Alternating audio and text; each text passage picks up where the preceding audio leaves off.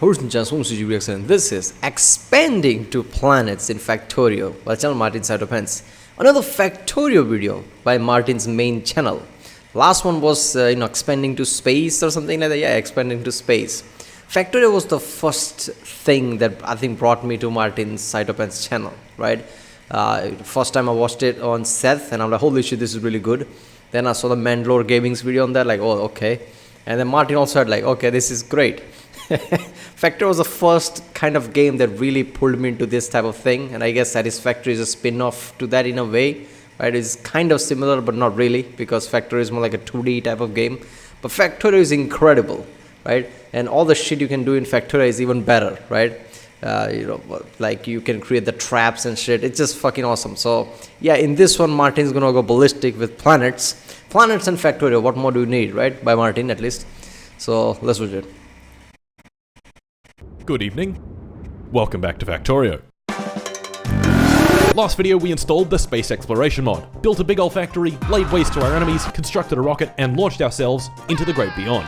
In this video we expand even further. More death, more destruction, and more development of unprecedented risk management strategy through scalable microactions. In this video we won't just be going to space, but other whole planets. The entire solar system will not be spared from our reach. So, let us continue. But before we can continue, I must fulfill my obligations. Opera GX! That's right, boyos, this video is sponsored by Opera GX, the speediest gamer web browser you have ever seen in your entire life. Are you tired of these stinky web browsers vacuuming up all your RAM? Can't watch my videos in crystal clear 1440p because you're a Wikipedia goblin and forgot to close those 8,000 tabs about the most random shit imaginable, like the surname. Bing. Well, worry not, fuckos. Opera GX is here to save. Download it now with my link in the description and use GX Control. Stop sucking up my RAM. Done. Stop sucking up my CPU. Done. Stop sucking. No. You can even limit the network bandwidth used, so when you download your 8 terabytes of smut, it doesn't interfere with your intense gamer session. Gentlemen, you can customize this browser to your heart's content. Dark mode, light mode.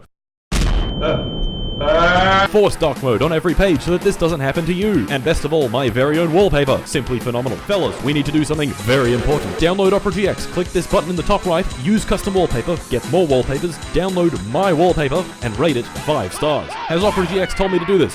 No, this is purely for my own vanity. We are currently at 23 ratings, but we need to have more. Jay Schlatt has 194, Russian Badger has 272, and PewDiePie has 748. And we can do better. What are you waiting for, fuckos? Each passing day, my ego must grow larger. Finally, if you download using my link, you get a small section from my past few uploads, so you will never miss a video ever again. And let's continue. Now, you may be asking, Mr. Mart, why has it been over a year since the last Factorio video? It's been over a year. Well, I've been lazy, but I do have some excuses. For one, Ben and I in our infinite wisdom decided that this perfectly good, albeit a bit laggy factory wasn't good enough, and we just had to restart. So we switched up the mods a bunch and spent another 100 hours building a giant factory. Huge production facility. I like how he says he's been lazy even though he's been making Kerbal Space Programs video, right? The third one was there, then My Summer Car, which was awesome. A totally necessary and not pain in the ass 8-lane train network, and a room full of the most precious resource. Oil. At around 100 hours, we managed to get the first cargo rocket up and got ourselves into space. And then we were like, you know what? This world kinda stinks. I don't like the mods. Everything is too goddamn large. And generally it has an unpleasant vibe. So once again in our infinite wisdom, we abandoned that world and started over again. So of course, day 1. The crash landing. Big space laser death rays. I'm not gonna lie, every time I see games like Factorio and Satisfactory, the first question that rises in my mind, like, I'm supposed to make everything from scratch, and somehow I look at my watch and I'm like, I can't do that shit. I like how we just like, okay, we didn't like this, so we start from scratch, like, fuck it. The patience, people like Martin have is just ridiculous. Setting up the starter base, basic mining, basic smelting, red and green science, a blue 2021 Dodge Challenger, and most importantly, our text plates. Penis, and the Zaza. 2 hours in, things were going well. And then we built an entire factory. Now, I'm just going to say that this was an intelligent storytelling choice, and definitely not me forgetting to record anything for over 40 hours. During those 40 hours, we built a whole factory. We constructed a runway for our brand new aircraft and covered it in poop. Tristan wrote a beautiful haiku. Okay. He developed a powerful addiction to cement, built some concrete production, and then was never heard from. Ever again.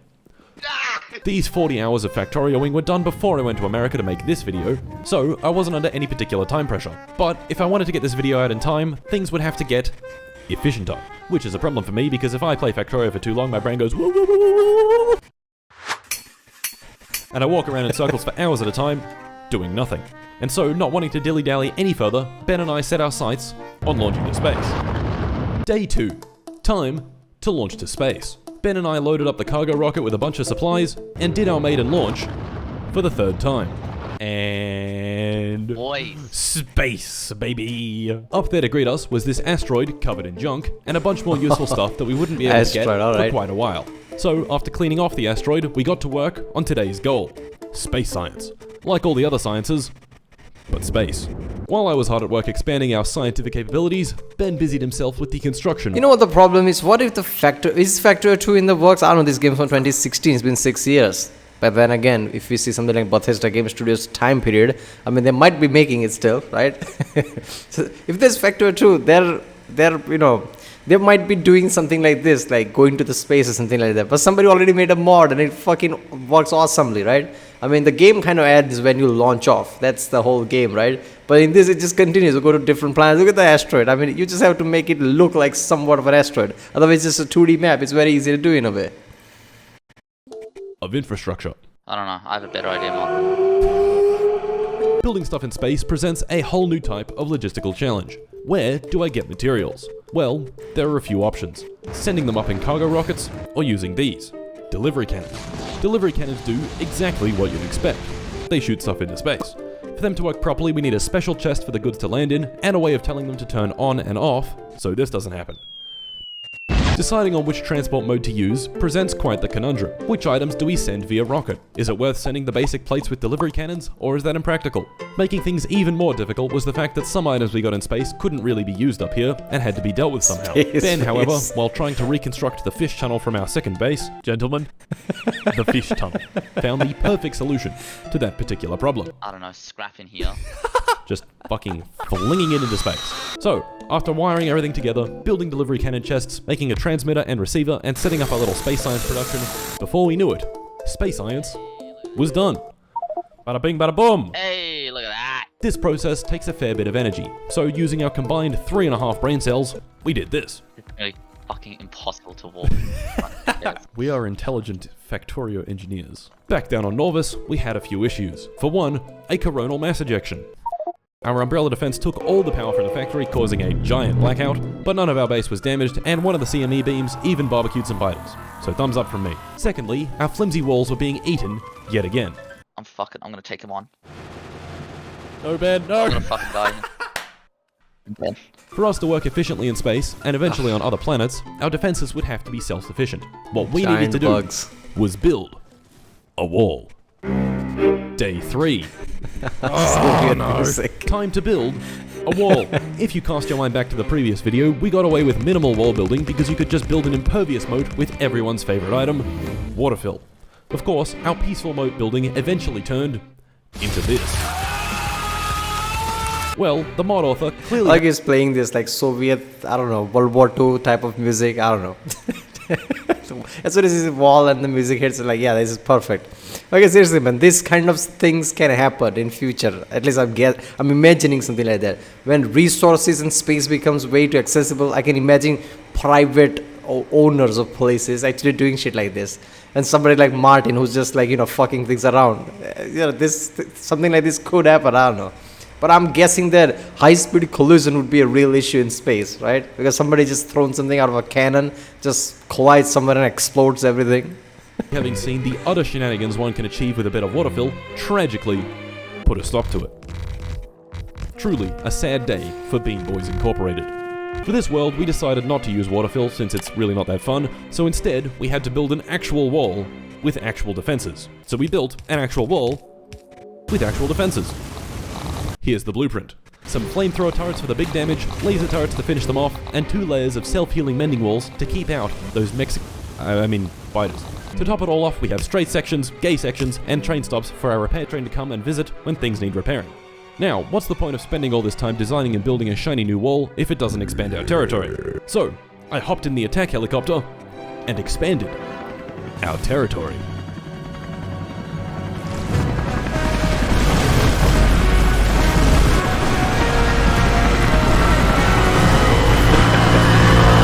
Here comes the colonizers. This is where our most powerful mod came into effect. And no, I'm not talking about the helicopter. I'm talking about the replacement of explosion sounds with vine booms. Once it was all said and done, thousands of biters had been laid off, evicted, and burnt to death, and our territory had been greatly expanded. Now, of course, let's build that wall.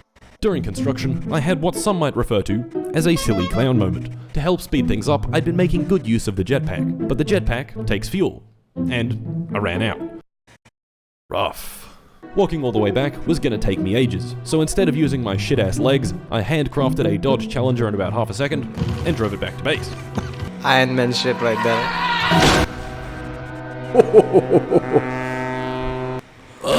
Automating space science allowed us to research a lot of new things.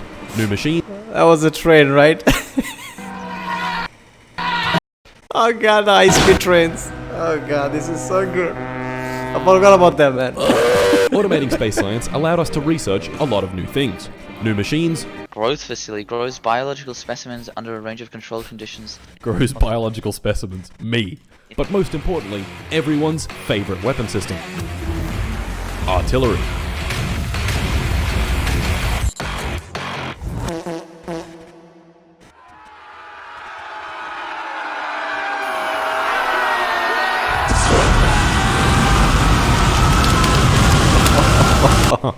Well, I guess the wall works pretty well. Now that the base perimeter had been secured, it was time to expand the factory to other worlds. Day 4. Seagull. I love Factorio. You can just summarize Factorio in very small sentences, right? Expand to planets, colonize, and genocide, basically. This is just fucked up. This is the only thing that sets this apart from Satisfactory. Okay, not only thing, but still, the genocide part of it. Site of our next grand expansion. Seagull is a small moon rich in cryonite, the first resource that we can't just get on Norvus. And cryonite, we would be needing. So to get started, I fired up the creative world and spent a few hours creating. Cryonite presents a bunch of new challenges. First of all, it's not practical to put the processing plant on Norvus because cryonite ore only stacks at 20, which kinda makes moving it around a bit of a gigantic pain in the arse. But cryonite rods stack to 200, and each cryonite rod takes 10 cryonite ore, so that's 100 times better. Well, to make the rods, we need heavy oil, and the only way for us to get that is with oil processing, so we need to make some oil processing, but then we also need a way to deal with the light oil and petroleum byproducts, so we turn this into solid fuel, and then since another step in the process uses steam, we use the solid fuel in a boiler to make our steam, but it doesn't need that much steam, so we boil off the steam in turbines, but the turbines only turn on when the solar panels don't produce enough energy, so we need a way of turning off the solar panels when we need to burn off the steam, and then that step that takes steam also produces water, so we need a way of making sure the water tank isn't full, and not to mention the fucking mountains of sand produced. Why is there so much sand? So yeah, it's already pretty complicated, and this is the simplest new resource. With all that being said, here's the blueprint. So, time for our next big venture.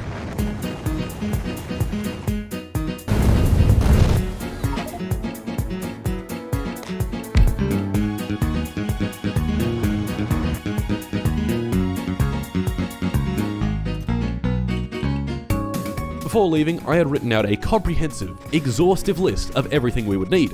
Except, of course, cliff explosives, substations, construction box, and logistics bots. I forgot. I built a big solar field to power the base, sent it on the rocket with all the stuff I forgot, and then sat back and let our good old botters do all the hard work. After an hour, the facility was done, and we had made our first cryonite rods. Yes! To take them back to Norvus, I built another rocket, another landing pad, and flew myself back home. And there we go, boys. Cryonite was now available. The first thing we needed it for was making utility science, so I hooked it up to a delivery cannon, went back into space, stuck down a bunch more machines, and before I knew it, utility science was done. Yes! Finally, we could research logistics system, and the factory could grow even larger. Day 5. Time for the... Somebody who's really good into accounts, wearing glasses, oh yes, logistics, we need that, logistics. Yeah, okay, seriously, this game is not for everyone. Anybody who wants to chill cannot play this game. I can already imagine, adults are not going to play this game that much, right? At least most of the people. Not because they won't enjoy it, it's because it's too much, right? And they probably don't have time for it. Teenagers basically have a lot of time in their hand, right? They can basically sink hours into this one. So this puts whole new perspective in like how people say like, in Skyrim and Fallout, you play 7-8 hours, stay in your room. This is even crazier than that.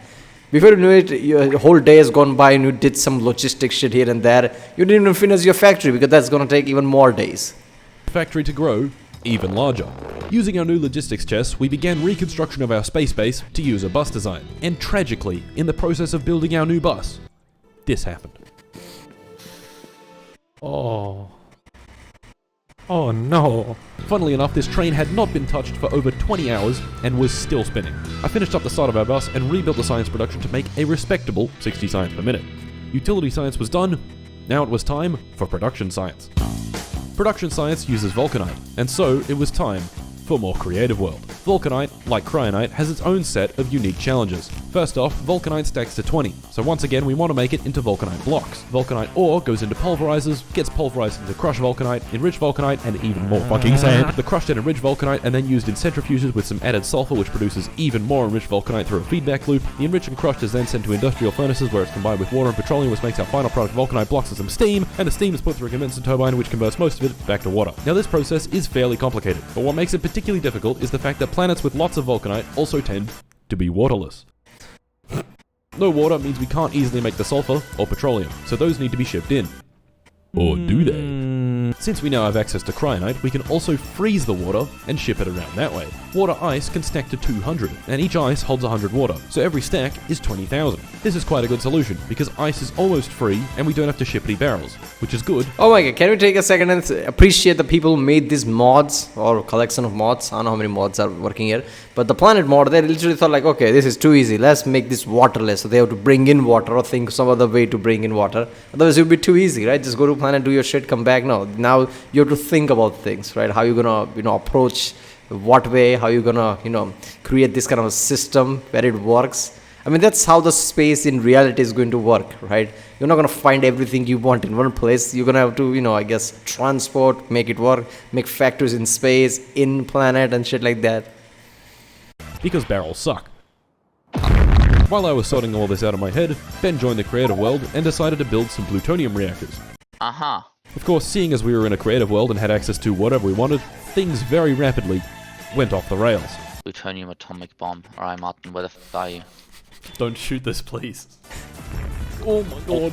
Oh my god. Power of atom.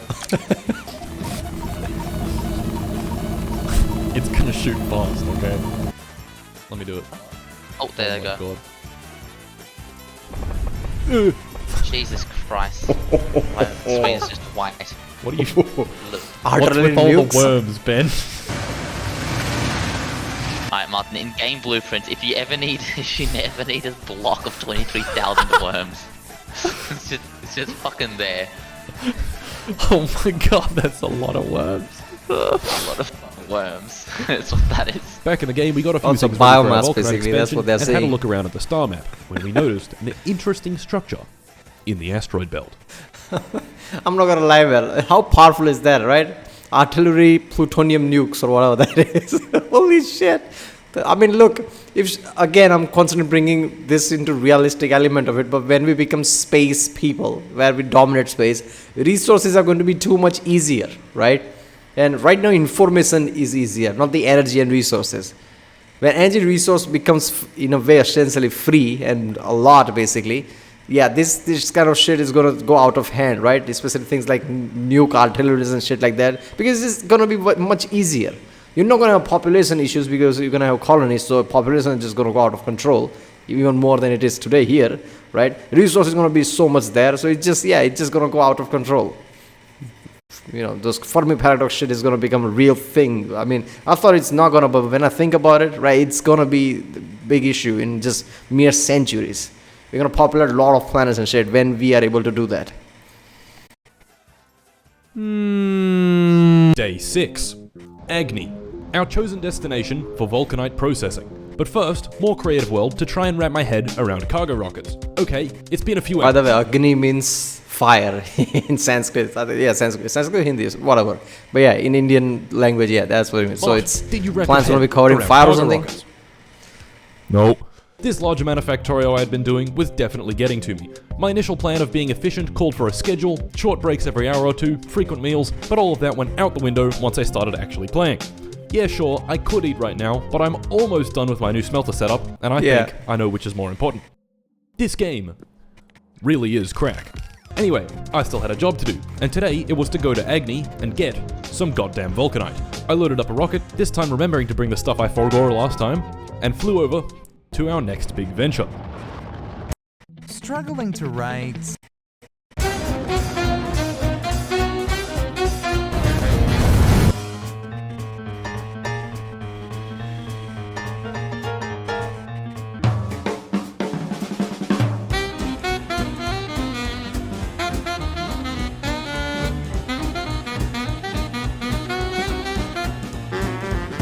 I built another big-ass solar panel, stuck down 10,000 more accumulators because the day-night cycle is quite long, and once again, sat back and let the botters do all the hard work.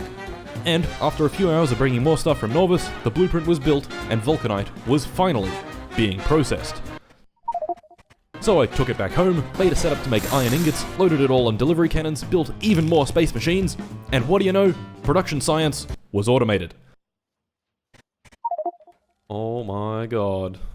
It only took 82 hours. Production science let us unlock a bunch of cool stuff. Better inserter configurations, beacons, bigger bot cargo capacity, Covrix enrichment, and best of all, incendiary artillery shells.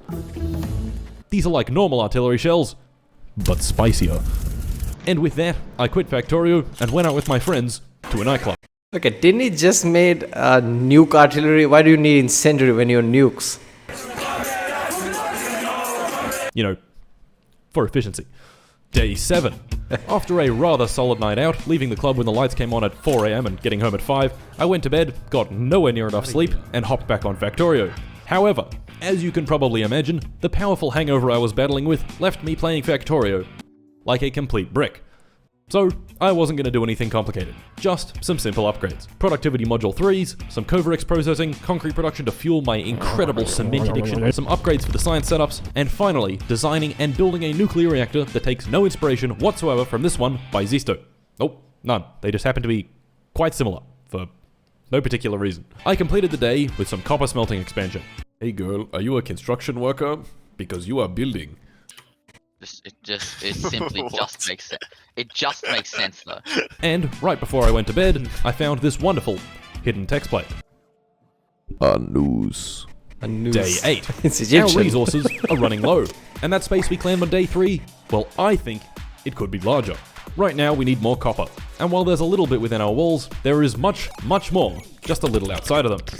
I think you see where this is going. It was time to expand our territory once again.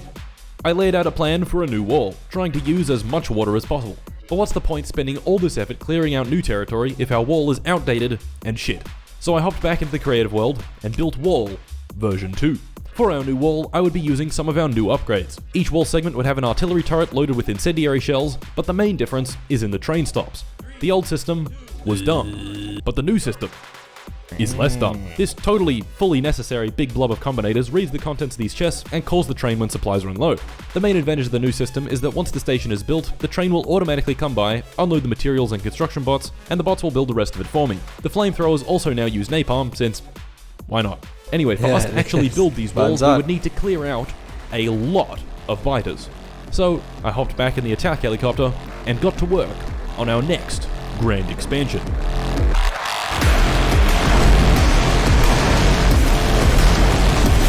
Time to do colonizing, people. Ready up the rockets. The first wall segment had been placed, and thousands of biters had been sacrificed for it to happen. I quickly stuck down some copper outposts, and the factory's blood could flow yet again. Day 9. Blood from I wasn't done. bugs. Gentlemen, it was time to build the rest of the wall. To build it, I'd have to clear out thousands and thousands of biters. So, wanting to do things efficiently, I ran some tests. The attack helicopter was great, but it needed lots of rockets and it had health, so it could die. Oh, no. And while it was very fast, it could be faster. Introducing the Flying Fortress. One of the vehicles of all time. More health and faster speed. Surely this would be better than the helicopter. Nope. The Flying Fortress is an airplane. And airplanes have this little quirk where if you go below a certain speed, they go, I don't want to fly anymore. And they land. So, inevitably, while delivering high explosive rockets from the safety of my plane, I flew too slow, the plane landed itself, and I got mauled to death by an angry mob. No. No. Next up was our new... Anybody who played any fighter type of game where there are planes and helicopter involved, GTA basically knows this. Like you wanna slowly hover over people and attack them, plane's not gonna work. Plane is the problem. Well, even in Just Cause, you could see that. Right? Just Cause 4, if you want to destroy some oil rigs or something, helicopters are better. I mean, you can use jet, right? I mean, I remember using jet, but you need to make a big-ass flight arc and attack. It's just, yeah. New incendiary artillery, which proved to be much more effective. Using manual targeting, I could clear entire giant nests in a few seconds. Even better, I could use the helicopter to get to an island, stick down the turrets, and rain death behind an impervious barrier of water. This was great, but it could be even better. Introducing artillery shells that are atomic bombs.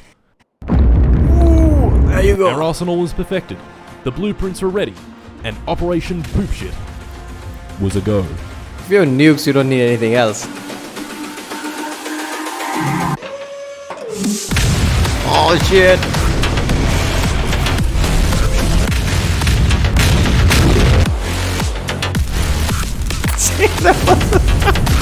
Doing anything, man, I love it.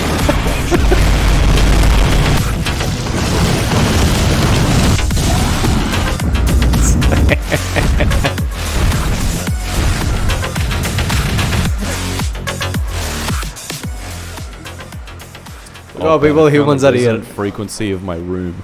Would you like to hear the resonant frequency of my room? Yes.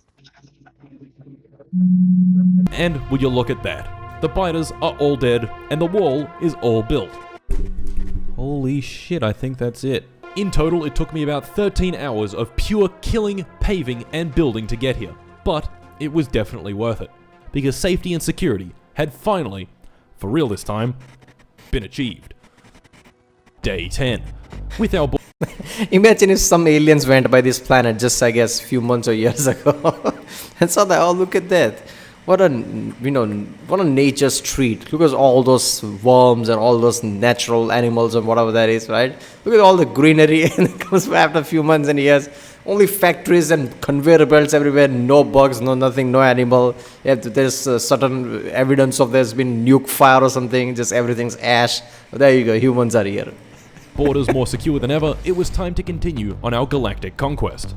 Ben and I, again seeing that spaceship in the asteroid belt, decided to hop in a rocket and go get it.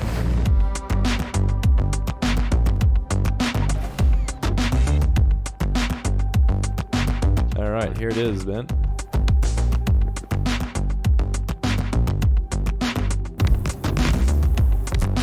Yeah. Okay, that's 3, probably- 2, 1, launch. Oh. And engage. Oh shit. That. God damn. Oh, there we are. We're in Novice. I'm gonna go down here. Bam. I'm fucking That was stuck sick. on this solar panel. That's actually so cool. It's called the Cum Wagon. Yeah. Riding on the high of our successful bootstrapped spaceship experience, we scoured the star map for anything else interesting. And we found something interesting. An alien pyramid structure poking out of the ground on the surface of Agni. So, Ben and I headed over to Agni to take a look. I like how just modders added that shit, right? Mass Effect Andromeda had the same shit. There is some alien pyramids here and there.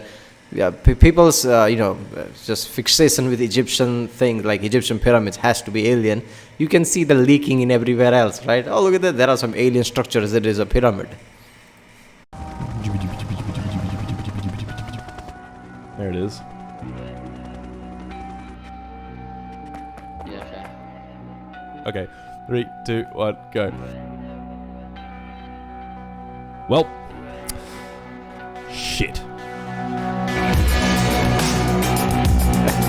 We continued.